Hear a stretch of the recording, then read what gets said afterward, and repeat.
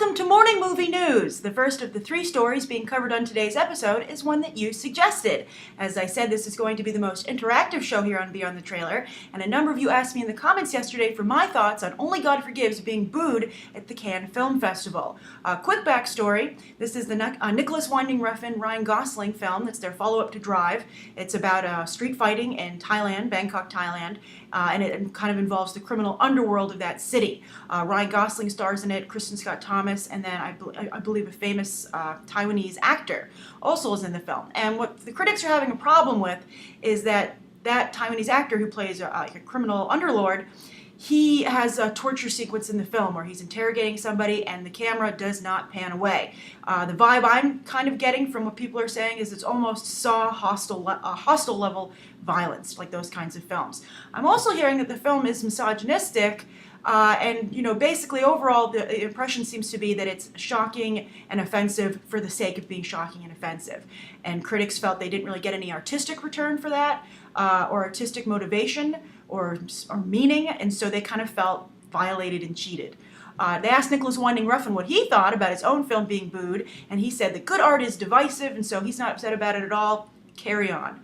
And also, I have to tell you, this is not unusual at the Cannes Film Festival for films to get booed. It's not a good sign, but it does happen, and they're very vocal over there. My thoughts on it are, I would be disappointed if this was true. I mean, obviously this is something that we're going to have to hear more about. I'm probably going to want to judge for myself, but I always find it disappointing when filmmakers, don't have, it's always important. The story is the most important. Motivation is the most important. Not, trying to shock people. I personally agree that's kind of the worst kind of art that doesn't come from someplace, but it's only salacious. And also, when I reviewed the trailer for Only God Forgives, I said that I felt Nicholas Winding Refn and Ryan Gosling looks like they didn't learn their lessons from Drive because they wanted that film to be commercially successful. I had interviewed Ryan Gosling about The Place Beyond the Pines, and he said they wanted the character from Drive to be like their own version of a superhero and have a franchise. And of course, the film wasn't financially successful enough or commercially, in the mainstream media to warrant continuing the story. So they've come to play. So, but they're refusing to play by the rules, or at least, acknowledge them. So that's unfortunate. I like the talent involved here, and it would be a shame if they kind of shot themselves in the foot. But that said, again, we'll have to see. Also, I would like to add that I'm noticing a darker streak in fandom these days. It's small, but very vocal, and I feel that they could really spark to a movie like this. So I agree with Winding Refn. At least that it's not over yet, and he could have a really big cult reaction to this, which saves the film. And perhaps that's why he felt with Drive, maybe he felt he didn't go far enough in the artistic direction, and so he didn't really win over, a cult fan base, and he didn't really win over the mainstream. So I guess he decided to go more cult. We'll see. The second story of the day is an interesting one. As you might have heard, Sam Mendes had initially said, I don't want to direct the next Bond, I want to go back to theater, it was fun, thanks. And then all of a sudden, Christopher Nolan his name came up, and everyone got very excited that maybe he'd be directing the next Bond, even though it seems that his schedule is too busy because he's doing Interstellar, the film that Steven Spielberg was supposed to direct from the script by his Christopher Nolan's brother Jonathan, but Spielberg dropped out, so Christopher Nolan came back in, and they cast Matthew McConaughey, and that's really moving forward, and it's supposed to be a very exciting science fiction film. So when would he direct Bond? Who knows? But anyway. As that news started to solidify yesterday, Sam Mendes comes back and goes, you know what, maybe I will direct the next Bond. So he's back in. Personally, if I had to choose, I would go with Mendes. I feel Nolan's too busy. And also Nolan, you can't give him every franchise. I think, he did a fantastic job. I liked everything, and particularly The Dark Knight. As I said, The Dark Knight is one of my top 3 films of all time. I would like to see him maybe really, double down on the DC universe or continue to make his own really interesting films. I think that it would be a mistake for Hollywood to be like, let's just give everything to Nolan, even though everybody is copying him from the trailers, from their score choices, to even Sam Mendes copied him significantly for Skyfall. But he did a great Christopher Nolan knockoff, and I think he can do it again. And I like seeing other filmmakers rise to that level. So I say Mendes should come back as long as he's not going to drop out. I mean, maybe he learned his lesson. I'd like to see him come back. that's my choice. Mendes over Nolan. The final story of the three stories for this episode is that they are prepping a Hillary Rodham Clinton movie called Rodham. I think that's going to be very interesting. The actresses up for the lead so far are Scarlett Johansson, Reese Witherspoon, Jessica Chastain, and Amanda Seyfried. I feel everyone but Jessica Chastain is pretty well cast there. I think Jessica Chastain just is too soft. She doesn't have the necessary edge to play Hillary Rodham Clinton. I think Reese Witherspoon probably would do the best job out of the group, the most realistic, but I think in a negative way. I think if I were Hillary Rodham Clinton, I wouldn't want Reese Witherspoon playing me, especially coming off of the whole arrest problem in Atlanta. But if Scarlett Johansson played her, I think it would make for a likable Hillary Rodham Clinton on screen, and it would be a fantastic coup for Johansson as an actress. I think it would be a great role. If you see young photos of Hillary Rodham Clinton, she looks actually somewhat close to Scarlett Johansson. So I think you could have a really great role there that benefits both women. I think that they're prepping this movie because obviously of Hillary Rodham Clinton's upcoming presidential run. She's going to run again. We'll see if she makes it past the primaries. But if she does, wouldn't it be nice for Hollywood to have a biopic already? I don't know how nice it would be for Hillary Rodham Clinton, and I hope it's not a fluff piece, though, because as we all know, Hollywood's very pro-democratic. I'm sure they're in favor of Hillary Rodham Clinton, but nobody wants to see a fluff piece. That would also be, I think, harmful to her campaign.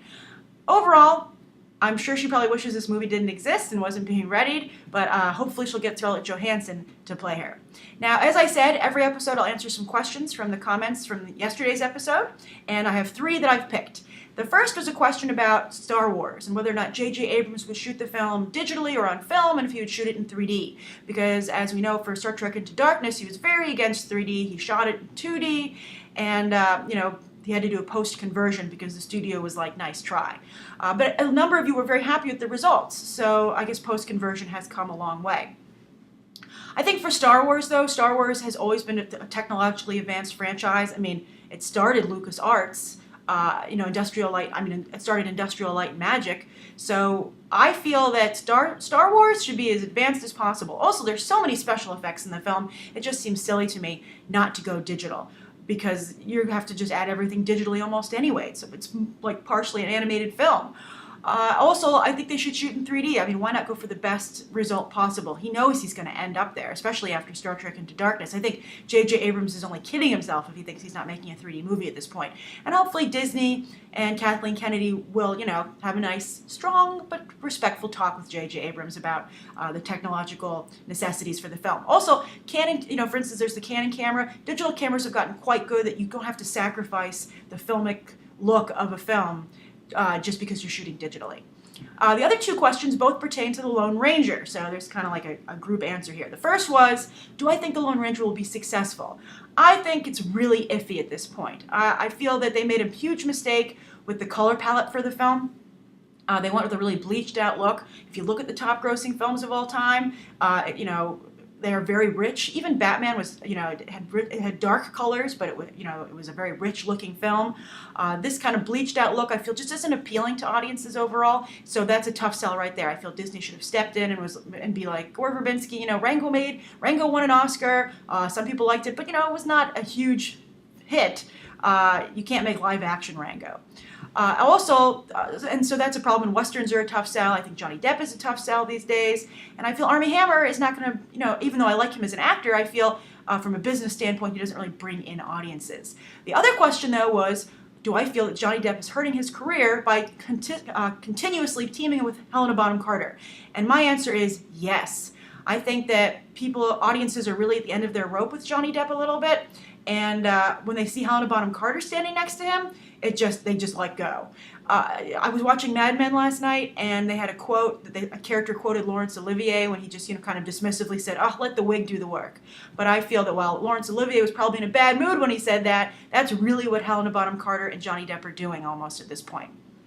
And real quick, a point I want to make about Johnny Depp is that I felt that since the first Pirates film, he doesn't understand why that was so successful. I don't think he understands why Jack Sparrow, out of all the work he's done over the span of his very long career, why it was Jack Sparrow that clicked with audiences.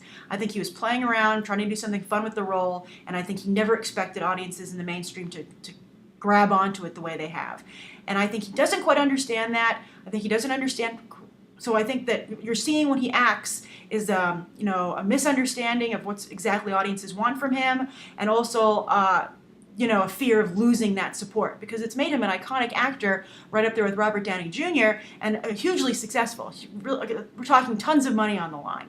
So I think when you see Johnny Depp act in these movies, sometimes you can. It's not a precision performance, which is unfortunate. You're not in the skilled hands of an actor. I don't think he's in control. I think you're seeing someone kind of like acting out of fear, and it's unfortunate because I really do like Johnny Depp. But I'm not totally done with him, although I have to say, Helena Bonham Carter makes me maybe reconsider. But I'm going to see The Lone Ranger. It looks good to me, as I've said in my reviews, but I don't have a lot of faith in it being a successful film. So that's today's episode of Morning Movie News. Please leave your thoughts down below, as well as other stories you'd like to see covered tomorrow, and any questions you'd like answered. As always, thanks for watching, and I hope you'll check out these other episodes. Bye.